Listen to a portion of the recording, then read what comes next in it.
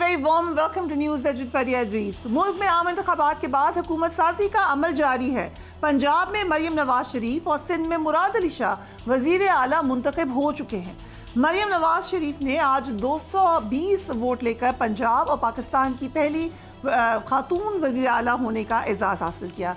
मरियम नवाज शरीफ ने सियासत में जो आगाज़ किया अपनी सियासी करियर का, वो उस वक्त किया जब उनके वालिद नवाज शरीफ तीसरी बार वज़ीर आज़म बन चुके थे. मरियम नवाज शरीफ ने सोशल मीडिया सेल को मुतहर्रिक किया. प्राइम मिनिस्टर हाउस में काफ़ी ज़्यादा एक्टिविटी हुई और पार्टी को नौजवान तबके में एक किस्म का इंटरेक्शन करवाने के लिए, उनको इन्वॉल्व करने के लिए उसमें उन्होंने रोल अदा किया. मरियम नवाज शरीफ को पैनामा केस में सज़ा हुई और वो वालिद के हमरा कई माह तक जेल में रहीं. 2 बरस कबल तक पैनामा केस में सज़ा की वजह से नाअहल थी. कोई कह नहीं सकता था कि सियासत में शायद उनकी वापसी होगी, लेकिन फिर ये हमने पाकिस्तान में होते हुए देखा कि हालात ने पलटा खाया और आज वो मुल्क के सबसे बड़े सूबे की वज़ीर आला बन चुकी हैं. आज वज़ीर आला मुंतखब होने के बाद उन्होंने किसी से इंतकाम ना लेने का भी ऐलान कर दिया, क्योंकि एक बहुत ज़्यादा एग्रेसिव पॉलिटिक्स देखी है, बहुत ज़्यादा मामलात तलखी की तरफ जाते हुए देखे हैं माजी में. सो कितना बिलीवेबल है ये उनका बयान और पीटीआई का इस पर क्या मौक़िफ़ होगा, पहले देखिए उन्होंने कहा क्या. मैं ये कहना चाहती हूँ जनाब स्पीकर कि मेरे दिल में किसी के लिए ना इंतकाम का कोई जज्बा है, ना बदले का कोई जज्बा. मेरा मुकाबला किसी मुखालिफ से नहीं है, मेरा मुकाबला मेरी जमात के अंदर बैठे हुए जायंट्स के साथ है. जनाब स्पीकर, आज से पहले मेरी शनाख्त एक सियासी कारकुन के तौर पे थी, एक जमात के नुमाइंदे के तौर पे थी. अब मुझे अल्लाह ताला ने ये मनसब दिया है, तो मैं पंजाब के 12.5 करोड़ आवाम की अक्रॉस पॉलिटिकल डिवाइड्स में उनकी नुमाइंदा. सूबाई असेंबलीज 2 में हम देख रहे हैं कि मामलात अब स्ट्रीमलाइन हो गए, मगर कौमी असम्बली का इजलास ताहाल नहीं बुलाया जा सका. सदर आरिफ अलवी की जानिब से कौमी असम्बली को नामुकम्मल करार देकर ये कहा गया है कि इजलास बुलाने की समरी वो मुस्तरद करते हैं. अब असम्बली इजलास बुलाने की गेंद स्पीकर की कोर्ट में चली गई है. आइन के आर्टिकल 91 की शिक 2 के तहत अगर सदर ने इजलास जल्द तलब नहीं किया तो कौमी असम्बली का पहला इजलास इलेक्शन के 21 दिन बाद बुलाना लाजमी है. सदर की जानिब से समरी मुस्तरद किए जाने के बाद स्पीकर कौमी असम्बली ने 29 फरवरी को अब इजलास बुला लिया है. तहरीक इंसाफ के ज़्यादातर जो लोग हैं वो इस वक्त सुन्नी इत्तेहाद काउंसिल का हिस्सा बन चुके हैं, लेकिन पार्टी के अंदर जो इख्तलाफात हैं वो भी नज़र आ रहे हैं. पहले सुप्रीम कोर्ट की तरफ से उनको धचका लगा, इलेक्शन कमीशन के फैसले को बरकरार रखा गया, बल्ले के बगैर वो गए इलेक्शन में. अब जो रिजर्व सीट्स हैं उसके हवाले से भी कोई वाज़ेह पॉलिसी नज़र नहीं आ रही. कुछ दिन पहले हमने पीटीआई के सीनियर रहनुमा शेर अफजल मरवत और बैरिस्टर गौहर के दरमियान देखा कि मामलात थोड़े से ख़राब हैं, कि उन्होंने मामलात को ठीक भी किया, मगर बैरिस्टर गौहर ने इस हवाले से एक स्टेटमेंट दी. उन्होंने कहा कि कभी भी उनके हवाले से कोई किसी को शिकायत नहीं थी. ज़रा देखिए. नोटिस जारी हुआ तो उसमें उस पे आपको एतमाद में लिया गया था जो शेर अफजल मरवत साहब. देखो, हमारी पार्टी डिसिप्लिन हमने डेफिनेटली कर ले, लेकिन हमारे आपस में इख्तलाफात होते रहते हैं. देखो, मैं ये समझता हूँ कि अगर आपके इंटरनल मामलात का नहीं पता होता है तो कभी भी कोई बात नहीं करनी चाहिए. मैं खान साहब के एतमाद पे पूरा हूँ और खान साहब ने कभी भी नेवर एवर मुझे कहा है कि मैं आप पे एतमाद नहीं करता या किसी सूरत में मैं आपको चेंज कर. शेर अफजल मरवत साहब हमारे साथ मौजूद हैं. Thank you so much for being on the programme. आपके इंटरनल मैटर्स पे भी आते हैं, बट लेट्स स्टार्ट. जो इस वक्त नेशनल इशू है, सदर मुमलिकत कौमी इजलास को नहीं भी बुलाएंगे तो मिलेगा क्या? वो तो हो जाएगा इजलास तो होगा, लेकिन इस दौरान जो है फैसला हो जाएगा. जो रिज़र्व सीट्स हैं इलेक्शन कमीशन फैसला करने बैठा हुआ है, तो अगर 28 को ये फैसला ना हो पाता है तो जो पाकिस्तान तहरीक इंसाफ के जो रिज़र्व सीट्स पे मेंबरान असम्बली हैं वो डिप्टी स्पीकर के इलेक्शन में वोट नहीं दे पाएंगे. तो लिहाजा सदर साहब का ये फैसला दुरुस्त है कि ऐवान मुकम्मल हो तो तब इजलास बुलाया जाए. बट एक किस्म की जो सही तनकीद है उसका रुख उनकी तरफ आ गया है दोबारा. हमने देखा शहीद रहमान साहिबा ने भी प्रेस कॉन्फ्रेंस की, दीगर लोग भी बार बार कह रहे हैं कि जो उनका ओहदा है it does not become it कि वो एक पार्टी के मौक़िफ़ की तायद करें. सदर कोई भी होता ये उसकी आईनी और कानूनी फ़राइज़ में शामिल हैं कि वो ये देखें कि बाकी तमाम पार्टियों के रिज़र्व सीट्स के मेंबरान तो नोटिफाई हो गए, लेकिन जो पाकिस्तान तहरीक इंसाफ है اس کے ساتھ سوتیلی ماں کا سلوک کیا جا رہا ہے. تو لہٰذا انہوں نے صحیح ایڈوائز کیا ہے کہ جب تک یہ ریزرو سیٹ کا فیصلہ نہیں ہو پاتا ہے تب تک اجلاس بلانا مناسب نہیں ہے. صدر صاحب سے ناراض تھے پی ٹی آئی بانی چیئرمین, آپ کے خیال سے آپ تھوڑا سا بہتر ہو جائیں گے اس بات کے بعد؟ میرا خیال ہے کہ یہ فیصلہ ان کا آئین کے مطابق ہے, اس سے کسی کی فیور مقصود نہیں ہے. But will it have an impact تعلقات میں بانی چیئرمین کے ساتھ؟ بانی چیئرمین صدر صاحب کی قدر کرتے ہیں اور ریگارڈ رکھتے ہیں, لیکن جہاں تک ان کے تعلقات کا تعلق ہے وہ اس حوالے سے میں کوئی حتمی بات نہیں کر سکتا ہوں. رائٹ. سو آج ہم نے دیکھا کہ واک آؤٹ ہوا پنجاب کے اجلاس میں, سندھ میں وزیر اعلیٰ کے انتخاب کا بھی بوائیکاٹ کیا گیا. اسی طریقے سے چلے گی اب assembly? Will this be a pattern? میرا خیال ہے, ذاتی میری رائے ہیں کہ بائیکاٹ کافی نہیں تھا. بائیکاٹ سے تو فلور ان کو آزاد مل گیا, چونکہ محترمہ جو ہیں ایم پی اے کی سیٹ پہ شکست کھا چکی ہے. محترمہ مریم نواز وہ اپنا سیٹ لوز کر چکی ہے. اسی طرح ان کے والد بزرگوار میاں نواز شریف بھی ہار چکے ہیں یہ فارم 45 کے مطابق. تو وہ ایم پی اے نہ ہوتی ہوئی بھی وزیر اعلیٰ بنتی ہیں اور پھر حلف کھاتی ہیں کہ میں آئین کی پاسداری کروں گی. آئین تو اسی دن جو ہے ڈیمالش ہوا جس دن آپ کو فارم 47 فارم 45 کے منافی دیا گیا. بٹ اب کیونکہ اسمبلیز بن رہی ہیں, ایک سسٹمیٹک طریقے سے چلانا بھی ہے ان کو, تو آپ کے خیال سے کوئی کولیبریشن ہونا چاہیے؟ جنہوں نے کہا بھی کہ میں سیاسی انتقام میں بلیو نہیں کرتی. جس طریقے سے ہمارے ممبران اسمبلی کو اسمبلی کے اندر جانے کی اجازت نہیں دی گئی, پھر انہوں نے ہمارے جو وزارت اعلیٰ کے امیدوار تھے ان کو گرفتار کرنے کی ہر ممکن کوشش کی. یہ کوئی جمہوری اعمال نہیں ہے, یہ استبداد کے زمرے میں آتے ہیں, ظلم و جبر کے زمرے میں آتے ہیں. آپ نے تو آن ریکارڈ کئی دفعہ کہا کہ پیپلز پارٹیز آپ کو کانٹیکٹ کرنے کی کوشش کر رہی تھی. اب دوسرے حلقوں سے بھی کنفرمیشن یہ ہے, خبر ہے کہ باقاعدہ آپ لوگوں کے پاس موقع تھا کہ آپ پیپلز پارٹی کے ساتھ مل کے گورنمنٹ بنا لیتے. کیوں اس کو استعمال نہیں کیا گیا اس موقع کو؟ خان صاحب کی رائے یہ ہے کہ ہماری جدوجہد جو ہیں وہ اقتدار کی شراکت تک محدود نہیں ہے. خان صاحب سمجھتے ہیں کہ ہماری جنگ جو ہے وہ حقیقی آزادی, قانون کی حکمرانی اور سماجی انصاف, اور لہٰذا انہوں نے پیپل پارٹی کے افر کے حوالے سے یہ کہا کہ چونکہ M Q M people party اور پی ایم ایل این ہمارا مینڈیٹ چوری کر چکے ہیں تو لہٰذا ان کے ساتھ حکومت سازی پہ کوئی ایگزیکٹلی آفر تھی کیا پیپلز پارٹی کی کہ آپ کا وزیر اعظم ہوگا, ہم آپ کو سپورٹ کرتے ہیں؟ 50% انور کی بات تھی, اور جو پروپورشنیٹ ان کی اسٹرینتھ ہماری اسٹرینتھ کے مطابق وزارت ہی تھی.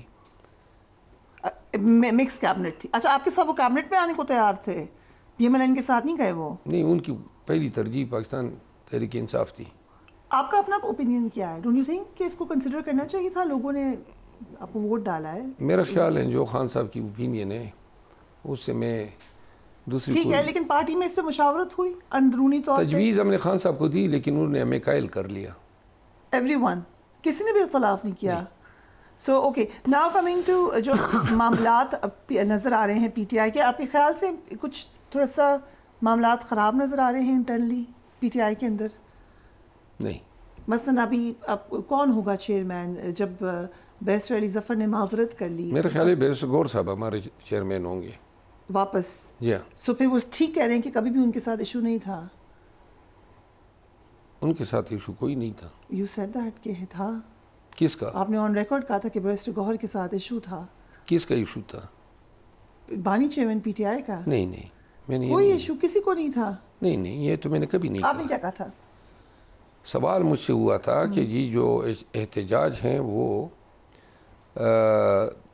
حسب توقع نہیں ہوا ہے, تو اس پہ میں نے اتفاق کیا تھا کہ باقی شاید قیادت کی طرف سے دلچسپی کم ہے. تو اس پہ انہوں نے کہا تھا کہ آپ سمجھتے ہیں کہ ان ایکشن تھا یا مہارت اتنی نہیں تھی تو میں نے اتفاق کیا تھا جس پر انہوں نے بیرسٹر گور صاحب کی طرف یہ تعبیر کر دیا کہ بیرسٹر گور صاحب کی جو کارکردگی تھی وہ میں نے یہ بیان کی ہو، جو کہ اصل میں یہ بات نہیں تھی، جس کو جواز بنا کے مجھے پھر شوکاز جاری کیا گیا۔ تو اب معاملہ ٹھیک ہے، آپ کی دوستی ہو گئی؟ نہیں، ہماری دوستی تو but show cause is there یا شو کاز اب واپس لے لیا؟ شوکاز جو ہیں، میں تو اب پریکٹیکلی سنی احتیاط کونسل کا ممبر ہوں اور شوکاز جس نے جاری کیا تھا وہ پی ٹی آئی کا چیف آرگنائزر So ہے۔ you're no longer with PTI؟ نہیں، ویسے لیگلی بات کر رہا ہوں، ٹیکنیکلی بات تھی ان کی یہی کہ بیرسٹر گور صاحب ناراض ہیں۔ بیرسٹر گور صاحب کے پاس میں So گیا، اگر حامد رضا صاحب آپ کو کرتے ہیں بیرسٹر گور صاحب کے پاس میں گیا، ہاں، گلے ملے، ناراضگی ختم کی، تو یہی وہ شوکاز کی منشا بھی تھی، تو بات ختم ہو گئی۔ سو آپ کو، لیکن آپ کو اختلاف ہے ان کی طریقے چیئرمین شپ پہ، ٹھیک ہے پارٹی ڈسپلن ہے، بٹ گور صاحب کے ساتھ میرا اختلاف نہیں ہے، باقی چیزوں پہ ہر پارٹی کے اندر اختلافات ہوتے ہیں، رائٹ، اور وہ آراء ہم اندر دیتے رہتے ہیں، کبھی کوئی اگری کرتا ہے کبھی ڈس اگری کرتا ہے، لیکن میری یہ سچ کی عادت کے ساتھ کوئی ایسے اختلافات نہیں ہیں۔ ہم مثال کے طور پہ احتجاج کے معاملات پہ میرا شاید نقطہ نظر دوسرا ہوگا، باقی وی آر ڈوئنگ، ہم تمام چیزیں ایک ٹیم ورک کے ساتھ کر رہے ہیں۔ رائٹ، سو اپوزیشن لیڈر کے حوالے سے اٹس یور نیم؟ نہیں، میرا خیال نہیں ہے کہ یہ جو باتیں ہو رہی ہے، خان صاحب شاید چند ایک نام کنسیڈر کرے، لیکن میں سمجھتا ہوں کہ یہ خان صاحب ڈیسائیڈ کریں گے۔ ایٹ لیسٹ میں نے یہ خواہش ظاہر نہیں کی ہے ان کو۔ بیرسٹر علی ظفر کی طرح یہ نہ ہو وہ آفر کریں اور آپ کہیں کہ نو آئی کانٹ ڈو دیٹ، اگر آپ کو آفر ہو تو can you take up this opportunity? میں نے کبھی بھی کسی ذمہ داری سے انکار نہیں کیا ہے۔ سو آپ کوئی بھی ذمہ داری آئی ہے خان صاحب کی طرف سے، میں نے انکار نہیں کیا ہے۔ سو لیٹس سے ہائپوتھیٹیکلی آپ بنتے ہیں اپوزیشن لیڈر، کیسے اگریسو ہوں گے، لڑیں گے، بوائیکاٹ کرائیں گے، یا آپ وہاں بیٹھیں گے تقریر بھی سنیں گے اور کہیں گے اپنی بات بھی سناؤ؟ اس کا تو جواب اس وقت تو نہیں دیا جا سکتا، حالات کے مطابق رد عمل ہوگا۔ وہ کیا کر رہے ہیں، کس طرح جو ہیں ہینڈل کر رہے ہیں معاملات کو، اپوزیشن کی طرف وہ کس نظر سے دیکھ رہے ہیں، ان کا رد عمل ٹھیک ہوگا، احترام کریں گے، قانون کی حکمرانی کو دیکھیں گے تو ہم بھی ریزنیبل ہوں گے۔ ایک چیز واضح کر دیں کہ جب تک یہ چوری شدہ مینڈیٹ کے ساتھ ان کرسیوں پہ بیٹھے ہوں گے تب تک ہمارے دل میں ان کے لیے کوئی رحم جو نہیں۔ ان کا پوائنٹ آف ویو ہے کہ خیبر پختونخوا میں نہیں ہوئی دھاندلی، بالکل نہیں، وہاں پہ بھی ہوئی ہے، ہاں، ہر جگہ پہ کتنے پرسنٹیج ہوئی ہے خیبر پختونخوا میں؟ تقریباً 10% ہوئی ہے۔ اور آپ کے خلاف ہی ہوئی ہے کسی اور ہمارے خلاف ہی ہوئی، نو بڈی ایلس؟ نو بڈی ایلس۔ کہاں، کون سی سیٹ پہ؟ مثال کے طور پہ پشاور ہم نے سویپ کیا ہے تمام نیشنل اسمبلی میں، لیکن پشاور میں 8 صوبائی اسمبلیاں مار گئے، عقل یہ نہیں مانتی ہے۔ رائٹ، سو یہ میں کوشچن اسی طرح شانگلہ میں جی فارم 45 پہ ہمارے امیدوار سید فرین صاحب جیتے ہیں، لیکن صبح جو ہے امیر مقام صاحب کو جتوایا گیا ہے۔ بٹ ہار بھی سکتا ہے انسان، آپ کی اپنی گورنمنٹ تھی، آپ میئر ہار گئے تھے پشاور کا، جے یو ایف کے بن گئے تھے، اٹس انٹائرلی پاسبل، اور ہے چیٹنگ۔ وہ وقت دوسرا تھا، اب جو ہے پورے ملک نے پاکستان تحریک انصاف کو 2/3 سے زیادہ مینڈیٹ دیا ہے۔ سو ایک کویشچن ہے، یہ جو بہت شور مچا قومی اسمبلی کے لیے، بہت شور مچا، آپ لوگوں نے پریس کانفرنس کی، سارے فارم 45 لے آئے، پنجاب کی صوبائی اسمبلی پہ تو میں نے کوئی زیادہ بات ہی نہیں سنی۔ آپ نے سنی ہے کہیں کوئی پنجاب کی صوبائی اسمبلی پہ کوئی آواز اٹھی ہو کہ وہاں کوئی دھاندلی ہوئی ہے؟ You actually last Punjab. نہیں، میرا خیال ہے آپ کبھی اپنے رپورٹر کو بھیجیں الیکشن کمیشن آف پاکستان۔ شوکت بسرا صاحب ایک آوازیں اٹھاتے ہیں، نہیں، شوکت بسرا صاحب کے علاوہ ہم نے پنجاب کی ان تمام حلقوں کو چیلنج کیا، انتخابی عذرداریاں دائر کی الیکشن کمیشن آف پاکستان میں، اور ہماری روزانہ آج بھی میں الیکشن کمیشن میں کوئی 5 گھنٹے رہا ہوں۔ کتنی ہیں آپ کی درخواستیں الیکشن کمیشن؟ کل تقریباً 400 درخواستیں ہیں ٹوٹل صوبائی اینڈ نیشنل ملا کر؟ جی ہاں، کیونکہ بیچ میں انفارمیشن تھی کہ بہت کم آپ لوگوں نے شاید اپلیکیشنز دی ہیں۔ نہیں، ہم نے ہر ایک دھاندلی کو چیلنج کیا ہے، ہر حلقے پہ چیلنج کیا ہے. سو کتنا لمبا پروسیس ہے یہ اب؟ یہ As a تو lawyer, I'm asking election you, sir. Commission جو ہے وہ جان چھڑا رہی ہے، ہمیں ٹرک کی بتی کے پیچھے لگانا چاہتی ہے کہ جی آپ ٹریبیونل میں جائیں. ٹریبیونل کی اچھی بات یہ ہے کہ ٹریبیونل جو ہیں وہ ہائی کورٹ کے جج صاحبان ہیں، تو ہائی کورٹ کے جج صاحبان جو ہیں وہاں پہ کارروائی ذرا سیشن کورٹ کے مقابلے میں سنجیدہ بھی چلتی ہیں اور تیز بھی چلتی ہے. صرف فارم 45 کی انکوائری کرنی ہے کہ فارم 45 کے پریزائڈنگ افسروں کو بلانا ہے اور ان سے یہ تصدیق کرنی ہے کہ کیا فارم 47 آپ کے دیے گئے فارم 45 کے مطابق مرتب ہوا ہے یا نہیں. بس یہی ایک سوال ہے. مولانا فضل الرحمان کے ساتھ معاملات کہاں پر ہیں سب پی ٹی آئی کے؟ میرا خیال ہے ہمارے ان کے ساتھ یہ احتجاج میں ہم چاہتے تھے کہ وہ ہمارے ساتھ شامل ہو، وہ شامل نہیں ہوئے. باقی ہمارا کوئی ان کے ساتھ اتحاد کے معاملات نہیں چل رہے. جو ملاقاتیں وغیرہ ہوئی تھی بیچ میں، ابھی کوئی بیک ڈور چینلز بات چیت کچھ بھی نہیں ہو رہا، وجہ کیا ہے؟ کیونکہ ایک شروع تو ہوا تھا، آغاز تو ہوا تھا، کیا پارٹی کا ریاکشن آیا ہے، بانی چیئرمین کا ریاکشن آیا ہے؟ پارٹی کا ریاکشن بھی آیا تھا ورکرز کی طرف سے، اس کو 27 کی نظر سے نہیں دیکھا گیا. لیکن اصل بات یہ ہے کہ جو ان کا ایشو ہے کہ دھاندلی ہوئی ہے، تو جمعیت علماء اسلام کو تو ہرایا ہم نے ہے، تو کیا ہم نے دھاندلی کی ہے؟ ان کے بیٹے کو، مولانا صاحب کے بیٹے کو میں نے ہرایا ہے، ان کے دوسرے بیٹے کو داور خان کنڈی نے ہرایا ہے، مولانا صاحب کو خود علی امین خان نے ہرایا ہے، ان کے جو عاطف خان نے ان کے امیدوار کو ہرایا، پھر اسد کیسر صاحب نے ان کے دوسرے. یہ تو ہم شروع سے کہہ رہے تھے کہ وہ تو آپ ہی کے خلاف تو کہہ رہے ہیں. لہٰذا اگر ہمارے ساتھ کوئی ان کا دھاندلی کا قصہ ہے تو یہ چلے جاتے الیکشن کمیشن میں یا کبھی میڈیا کے سامنے اپنے فارم 45 لے آتے کہ میں تو جیتا ہوا تھا، مجھے ہروایا گیا ہے. بلکہ ہمارا ایک حلقہ ہے نیشنل اسمبلی کا اورنگزیب خان NA40 جو کہ نارتھ وزیرستان کا ہے، وہ ہم نے جیتا ہے فارم 45 میں اور ان کو جیتوا کے دیا گیا ہے.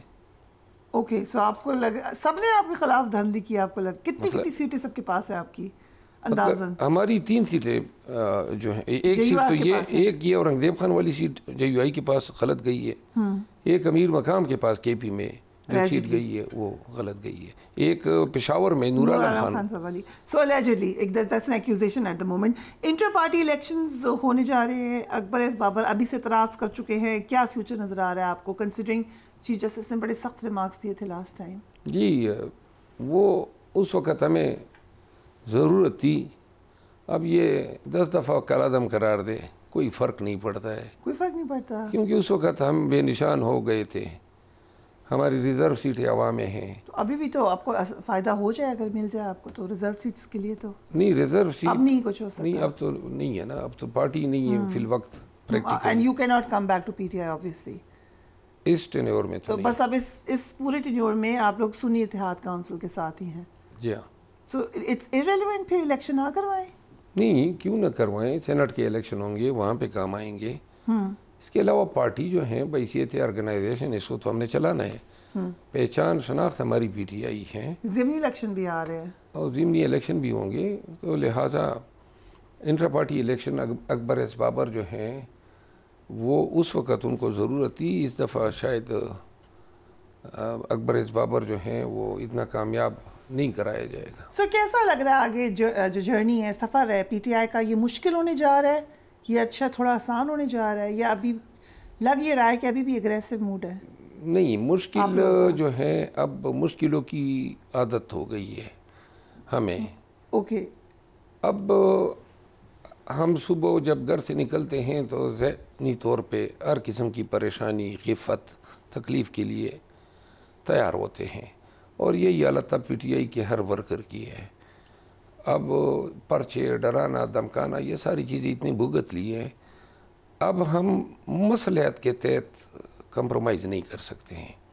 ہم نے یا اپنے کاز جو خان کا کاز ہے اس کو اچیو کرنا ہے، حقیقی آزادی کا، قانون کی حکمرانی کا، عدالتوں کی آزادی کا اور سماجی انصاف کا، یا پھر ہم جو ہیں اسی طرح فائٹ کرتے رہیں گے.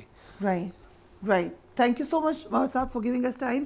انٹرسٹنگ جو کچھ ریولیشنز اس میں خاص طور پہ وفاقی حکومت بنانے کے حوالے سے ہوئی ہیں. ہم بریک لیتے ہیں, اس کے بعد پاکستان کی اکانومی اس وقت کہاں ہے, چیلنجز کیا ہیں, رائٹ آفٹر بریک.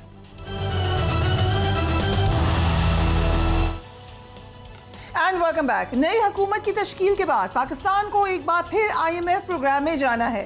اس بار پاکستان IMF سے بنگلہ دیش طرز کے معاہدے کی کوشش کر رہا ہے. پاکستان چاہتا ہے کہ آئندہ پروگرام کے لیے $6 ارب کی بجائے $7.5 سے $8 ارب تک کا قرض ملے.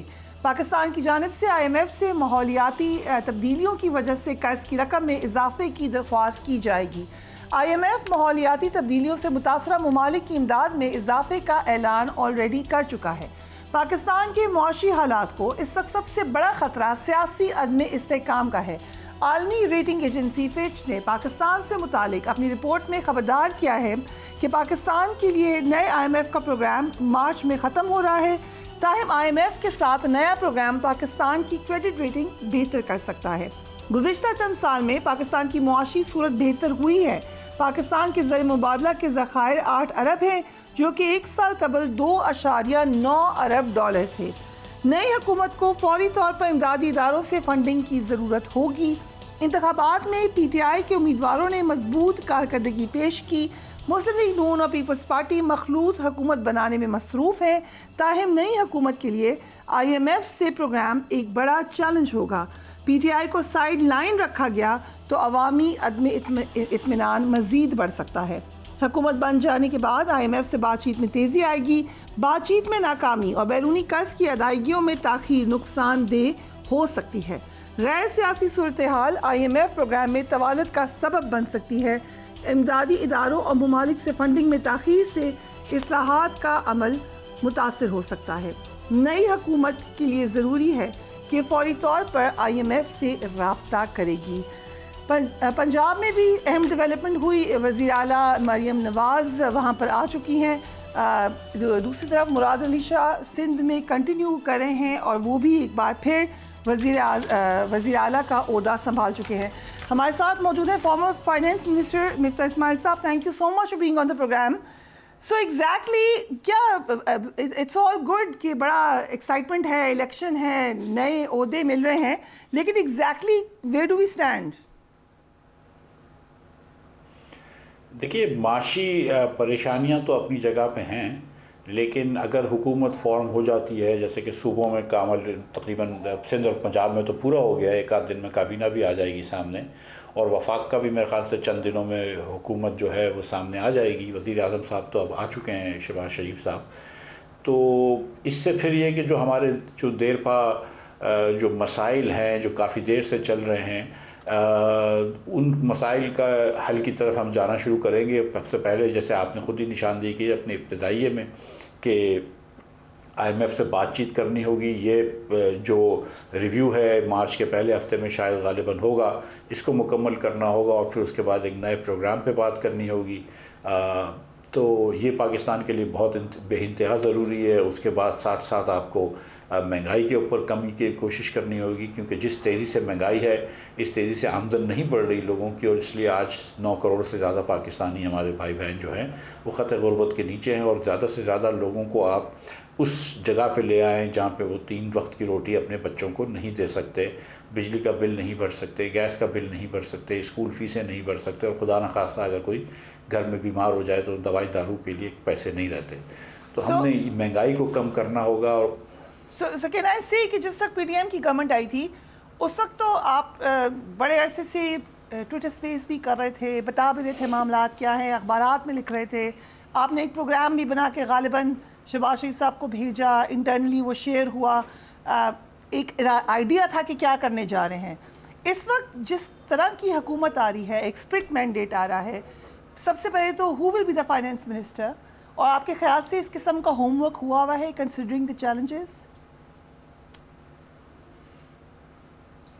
دیکھیے, ہوم ورک پتہ نہیں کتنا ہوا ہوگا, لیکن میرے خیال سے کیونکہ شہباز صاحب ابھی تھوڑے عرصے پہلے تک ہی وزیر اعظم تھے تو ان کو پوری ادراک ہے کہ حکومت میں کیا ضروری ہے. اور یہ میرے خیال سے پاکستان کا ہر جو اینالسٹ ہے یا اینکر ہے یا میڈیا کے تعلق رکھنے والے لوگ بھی جانتے ہیں کہ IMF جو کرنا ہے وہ بالکل ضروری ہے. But let me quickly add Mirza Ismail صاحب کہ جب وہ پرائم منسٹر تھے تو اس وقت اسحاق ڈار صاحب فائنانس منسٹر تھے اور اسی کے اوپر بون آف کنٹینشن ہے, اسی کے اوپر اکثر سوالات ہیں. IMF سے بات کرنی ہے, do you think he is the most ideal person to talk to IMF now? دیکھیے پچھلی شہباز صاحب سے کسی نے پوچھا تھا تو انہوں نے کہا تھا کہ میں اللہ کے پاس اگر جاؤں گا اور بولوں گا, اللہ نے پوچھا کہ کیا ایک چیز کی, تو انہوں نے کہا میں نے ملک کو ڈیفالٹ سے بچایا. اور سچی بات ہے کہ شہباز شریف صاحب نے ایک نہیں بلکہ 2 مرتبہ ملک کو ڈیفالٹ سے بچایا. ایک مرتبہ جب خان صاحب کی حکومت گئی تھی اور ہم آئے تھے تو میری معاونیت کے ساتھ انہوں نے ملک کو ڈیفالٹ سے بچایا, جو کہ اسحاق ڈار صاحب ڈینائی کرتے رہے. ہی سیڈ کہ غلط کہہ رہے ہیں آپ. He said it on record. In my interview he said it on record. آپ کے انٹرویو میں ضرور کہا ہوگا, لیکن بعد میں وہ خود بھی مانے اور سب نے بھی کہا یہ بات. وہ حقیقت تو یہی ہے نا کہ اس وقت ملک کو ڈیفالٹ سے شہباز شریف کی معاونیت میں نے کی تھی اور شہباز شریف نے بچایا تھا. اور پھر اس کے بعد جو دوسری مرتبہ جب ڈیفالٹ سے بچایا ملک تو وہ صرف شہباز شریف نے کیا ہے, اس پر ڈار صاحب کا کوئی ہاتھ نہیں تھا.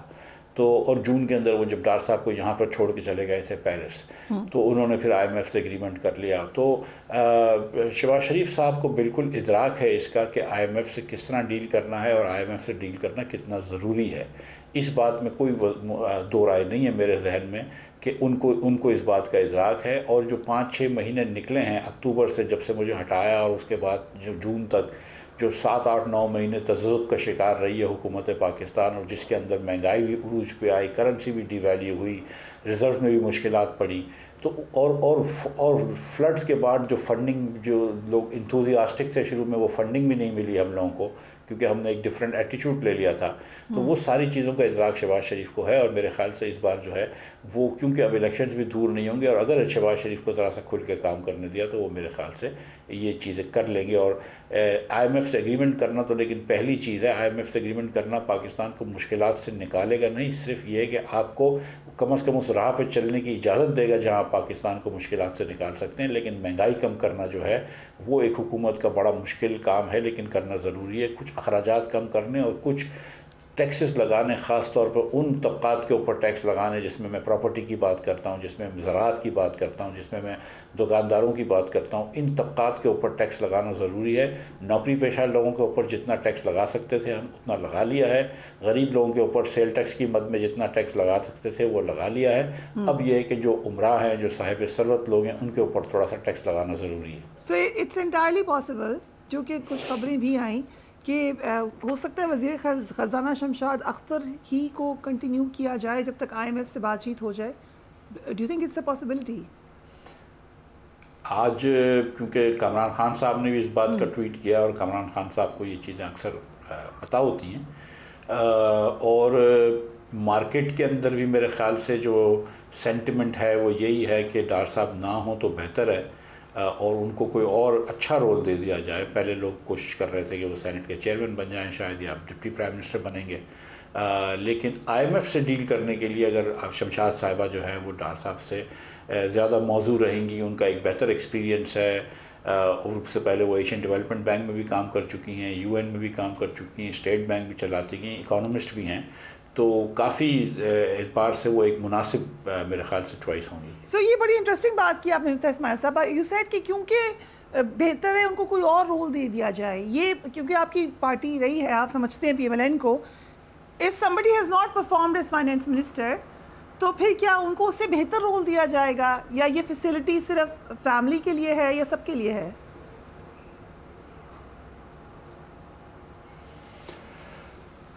نہیں, میرا مقصد یہ تھا کہ ڈار صاحب ایک مسلم لیگ کے پرانے لیڈر ہیں, بڑے لیڈر ہیں, ٹھیک ہے, اوبویسلی فیملی کنیکشن ہے جس کی وجہ سے وہ تقریباً ہر جگہ پہ ہوتے ہیں, لیکن کیونکہ ایک وہ بڑے لیڈر ہیں اور اگر آپ نے ان کو رول دینا ہی ہے تو ضرور دیں, لیکن فائنانس منسٹر کے رول پہ اس وقت جب کہ آپ IMF سے نیگوشیٹ کرنے وہ شاید اپروپریٹ نہ ہوں, ان دا سینس کہ دیکھیں مثال کے طور پر اب جب خان صاحب نے علی امین گنڈاپور کو نومینیٹ کیا چیف منسٹر کے لیے، تو لوگ بولتے ہیں کہ یار اگر آپ نے تو لڑائی کی سیاست کو آگے لے کے جانا ہے، مطلب ایسے کچھ اور لوگ تھے جن کو آپ لا سکتے تھے کہ جو مفاہمت کی سیاست کی طرف چلے جائیں.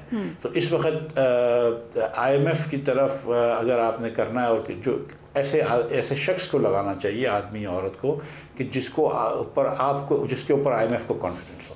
اوکے، آپ کی پرانی ساتھی ہیں، آپ بڑا سپورٹ بھی کرتے رہے ہیں، بہن کہتے رہے ان کو، مریم نواز. کیا ایکسپیکٹ کریں آپ؟ انہوں نے کہا میں انتقام کی سیاست ختم کرنا چاہتی ہوں. اسپیچ بھی کیا آج انہوں نے، کافی اس میں انہوں نے بات کی کہ بدلے کی کوئی جذبہ نہیں ہے، انتقام کا کوئی جذبہ نہیں ہے. ایک پلان بھی دیا.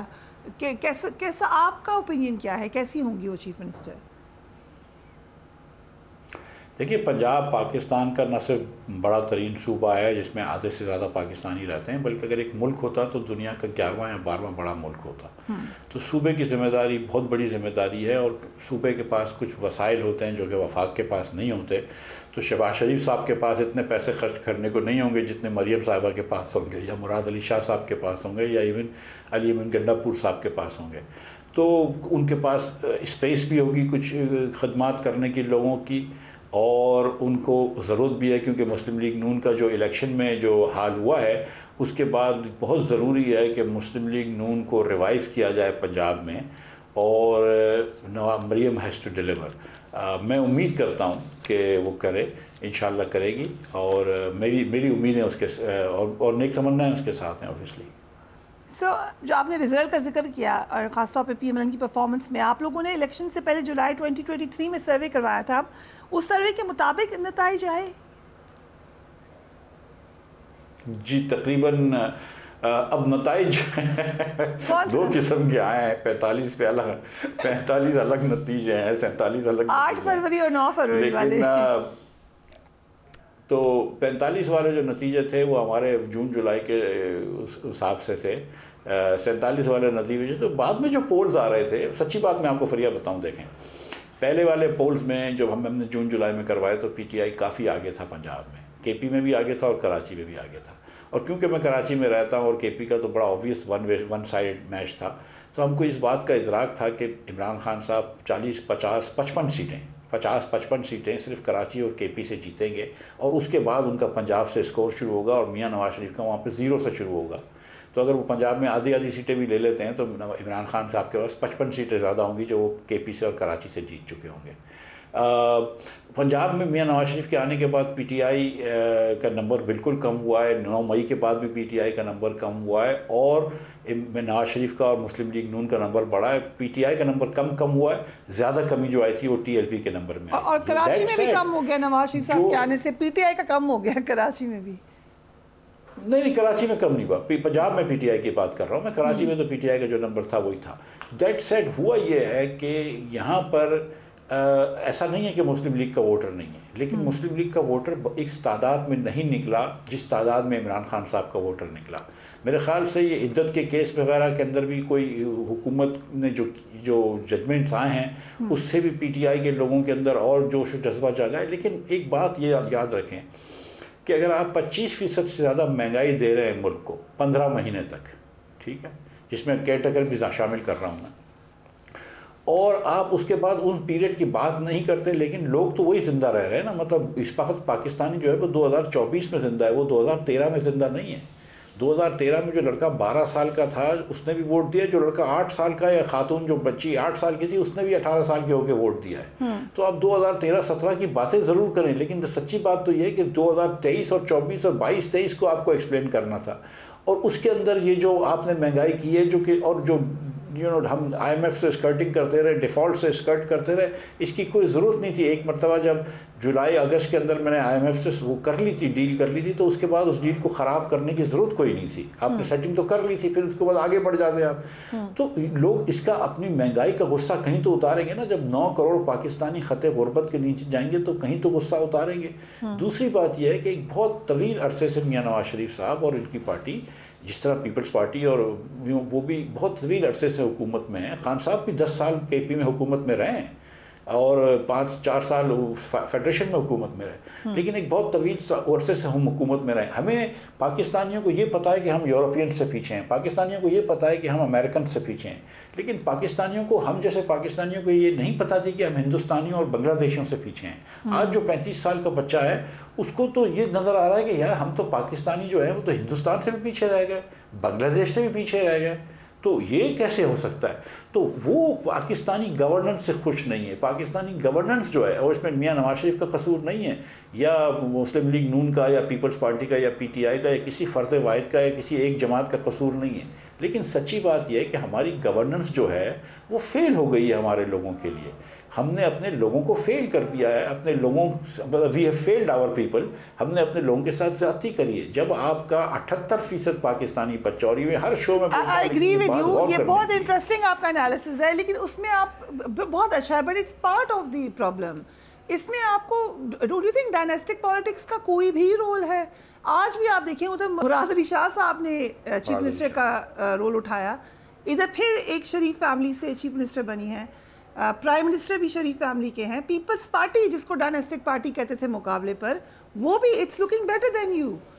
وہاں تو بلاول بھٹو نے یا آصفہ بھٹو نے نہیں اٹھایا. So don't you think that please a part at all? جی میں فریہ جو بات کر رہا تھا میں اس کو ادھر سے جوڑتا ہوں کہ 78% پاکستانی 10 سال کے بچے 2 جملے کسی زبان میں نہیں پڑھ سکتے. تو یہ ہماری تعلیم کا حال ہے. اگر پوری قوم جو ہے وہ جاہل رہے گی تو قوم امیر نہیں ہو سکتی، قوم ترقی یافتہ نہیں ہو سکتی. یہ ہم کو پہلے سمجھنا پڑے گا کہ کوئی اکنامک پالیسی ایسی نہیں ہوتی کہ جو جاہل لوگوں کو پیسہ والا کر دے. اس کو آپ کو پہلے تعلیم دینی ہوگی. اب جو ڈائنیسٹک پارٹی کی بات کی تو یہ صرف نواز شریف کی پارٹی پاکستان مسلم لیگ ڈائنیسٹک پارٹی نہیں ہے. JUI کے اندر مولانا مفتی محمود رحمۃ اللہ علیہ کی پارٹی تھی. اس کے بعد مولانا فضل الرحمان.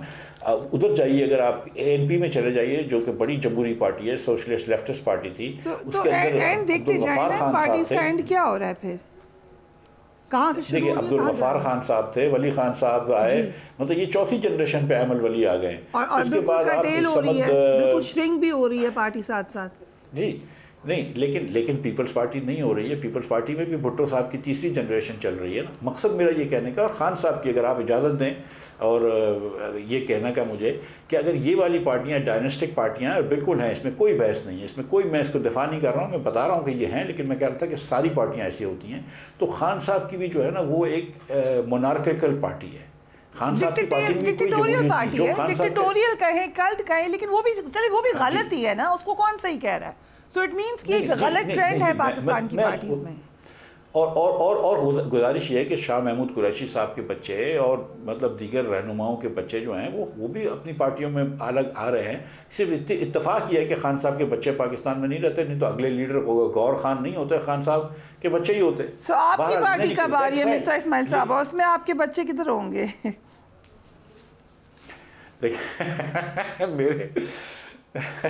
میرے بچوں کو کوئی سیاست میں انٹرسٹ نہیں ہے. تو پھر وائی ناٹ، اگر یہ اتنا اچھا آئیڈیا ہے تو پھر کر لینا ساتھ ہی کھٹے. Let's all come together. دیکھیں میری بہن، میرا ذریعہ معاش جو ہے نا وہ سویٹ ٹافی کمانا ہے، سیاست نہیں ہے، آپ جانتی ہیں. ٹھیک ہے، میں سیاست سے اللہ کی مہربانی سے کبھی ایک پیسہ بھی نہیں کمایا، نہ کبھی کماؤں گا مر کے بھی. تو میرے بچے جو ہے نا، وہ میرا بیٹا جو ہے وہ اسی میں کام کرتا ہے. میرا جو بزنس ہے اس کے اندر وہ میرے بھتیجے، میرے بھائی وغیرہ کام کرتے ہیں. تو میں اس کو تو نہیں چھیڑ سکتا ہوں. میری گزارش یہ ہے کہ میری پارٹی تو نہیں ہو سکتی ہے، میرا اتنا وزن نہیں ہے کہ میں اکیلا پارٹی بنا سکوں پاکستان میں. لیکن اگر شاہد عباسی صاحب کبھی پارٹی بناتے ہیں اور وہ جمہوری پارٹی ہوئی، بامقصد پارٹی ہوئی، جس کا کوئی پاکستان کے لوگوں کو بہتر کرنے کا پلان ہوگا، تو انشاءاللہ تعالیٰ اس کو ضرور سوچوں گا. Mr. Ismail صاحب, thank you so much for joining us. Detailed analysis, this situation کیا ہے, economic challenges کیا ہیں. Do write to us. Take care of yourself. Allah Hafiz.